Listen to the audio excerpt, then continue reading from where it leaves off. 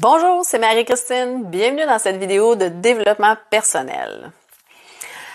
En tant qu'être humain, lorsqu'on ressent consciemment ou inconsciemment un malaise, de l'anxiété, de la peur, lorsqu'on se sent blessé émotionnellement, on a tendance à recourir à différentes stratégies pour sauver la face, se protéger, se faire aimer et préserver notre image.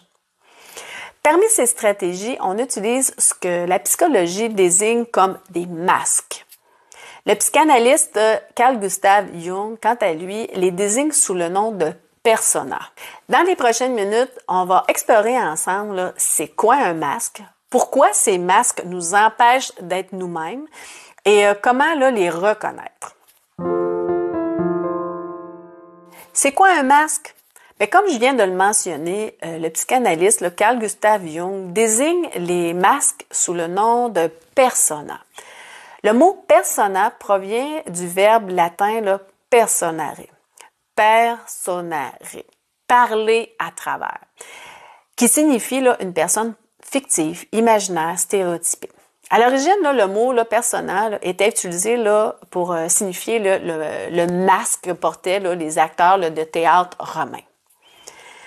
En résumé, ce sont les façades, les masques, les visages, les images qu'on utilise inconsciemment et qu'on projette à autrui alors que ça ne reflète pas nécessairement nos pensées ou nos ressentis intérieurs, qui nous sommes réellement. Selon Jung, il s'agit de l'image idéale qu'on souhaite être ou paraître dans la société. Pourquoi on porte un masque? Effectivement, on fait usage d'un masque, comme évoqué précédemment, notamment dans le but de se protéger et d'attirer l'affection des autres. Un masque remplit ainsi diverses fonctions telles que me donner l'impression d'être hot, d'être populaire, célèbre, me protéger de ceux qui me font du mal, avoir de l'attention, me faire remarquer, maintenir, entretenir une réputation qui me permet d'obtenir des bénéfices, m'intégrer plus facilement dans un groupe de gens, etc.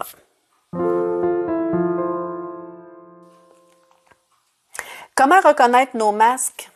Dès qu'une incohérence entre nos comportements et notre état interne se manifeste, un malaise se fait ressentir, une blessure est activée sans la nommer, la verbaliser, il y a fort à parier qu'un masque va apparaître. Un masque peut se manifester de plusieurs façons différentes. Je vais utiliser un masque lorsque, par exemple, j'embellis, je réinvente l'histoire de ma vie. Quand je cache ma peine, ma tristesse, ma peur. Quand je fais semblant que je m'en fous. Quand je rejette l'autre, je dis des paroles qui peuvent blesser.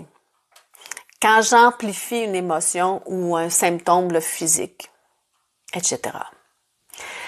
En résumé, les masques, ce sont les façades, les visages, les images qu'on utilise inconsciemment et qu'on projette à l'autre, qu'on projette aux yeux des autres, alors que ça ne reflète pas du tout nos pensées ni nos ressentis intérieurs, qui nous sommes vraiment.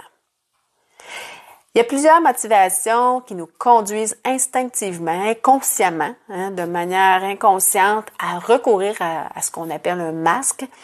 Puis on peut l'utiliser pour se protéger en raison de difficultés d'expression, d'une perception négative de nous-mêmes, d'un manque de confiance en soi ou dans le but d'obtenir l'acceptation et l'amour des autres. Il est crucial de prendre conscience des situations qui nous incitent à adopter un masque parce que ça signifie qu'on n'est pas à l'écoute de nos besoins.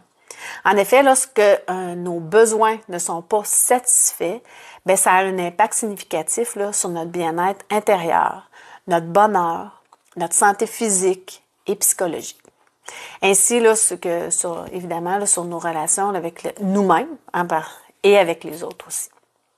Il est donc essentiel d'être attentif à nos besoins afin là, de favoriser l'épanouissement personnel, de notre bien-être intérieur, d'améliorer nos relations avec nous-mêmes, avec nous-mêmes, avec les autres, et de renforcer là, notre estime de soi ainsi que notre confiance en nous. L'authenticité et la vérité deviennent ainsi là, des éléments là, clés dans ce processus-là.